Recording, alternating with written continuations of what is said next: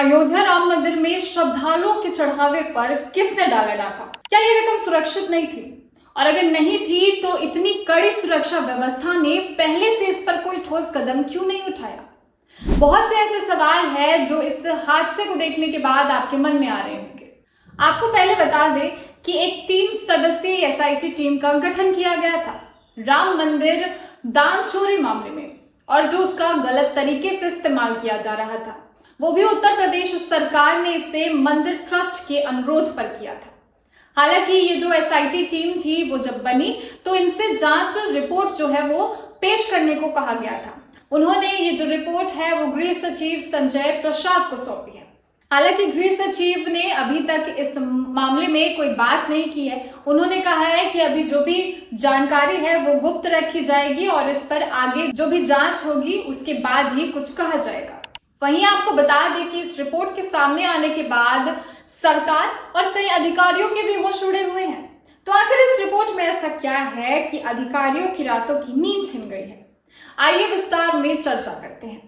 सबसे पहले ये जान लीजिए कि जो एसआईटी टीम थी, जब उन्होंने रिपोर्ट पेश की गृह सचिव के सामने तो उन्होंने साफ शब्दों में कह दिया कि ये जो रिपोर्ट है वो बिल्कुल गोपनीय रखी जाएगी, यानी कि सीक्रेट रखी जाएगी और किसी को भी इसके बारे में अभी कुछ नहीं बताया जाएगा। मगर सूत्रों के मुताबिक कई अधिकारियों के नाम इसमें सामने निकल कर आए हैं और कई कर्मचारियों पर भी शक किया जा रहा है और उन पर सख्त कार्रवाई करने की मांग की गई है। तो वहीं जो दान की गिनती व्यवस्था है उस पर भी बड़े सवाल खड़े किए गए हैं कि उसमें भी बहुत सारी खामियां थी। अब सवाल ये है कि अगर इतनी बड़ी खामियां थी और अधिकारियों को इसकी अनियमितता पहले से ही थी तो उन्होंने इस पर कोई कदम क्यों नहीं उठाया, कोई एक्शन इस पर पहले से क्यों नहीं लिया गया? आखिर इतनी देर हो जाने के बाद क्यों सरकार को होश आ रहा है? साथ ही सवाल निगरानी व्यवस्था पर भी उठाए जा रहे हैं कि क्या निगरानी तंत्र ने अपना काम अच्छे से नहीं किया। हालांकि हमारे देश भारत में हमेशा ऐसा ही देखा जाता है कि जब कोई घटना हो जाती है तो उसके बाद सबको होश आता है, पहले से कोई भी प्रिकॉशंस लेकर नहीं चलता है। हालांकि इस मामले में एसआईटी टीम ने किसी को भी क्लीन चिट नहीं दी है और अभी आगे कार्रवाई करने के लिए उन्होंने समय की भी मांग की है। ये पहली जांच रिपोर्ट थी जो सौंपी गई है। आगे हो सकता है कि और भी विस्तृत तरीके से इस मामले की जांच की जाए। तब तक के लिए सरकार पर सभी की निगाहें टिकी हुई है कि आखिर आगे सरकार क्या बड़ा फैसला लेती है। वहीं आपको बता दें कि इस पर समाजवादी पार्टी का कहना है कि ये जो कार्रवाई है फिर से छोटे छोटे कर्मचारियों तक ही सीमित रह जाएगी और बड़े अधिकारियों तक ये जो कार्रवाई है वो जा ही नहीं पाएगी। आखिर ये सवाल उनके मन में क्यों आया?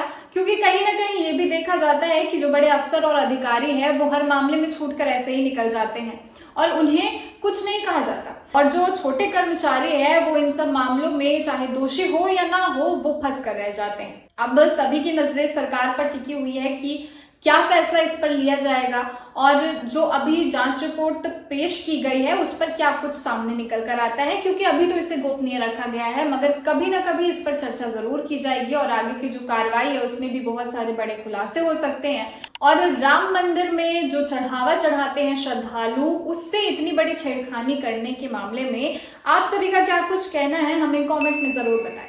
फिलहाल के लिए खबर में इतना ही। मैं थी आपके साथ प्रियंका सिंह और आप देश रहे थे द एसपी प्रेस।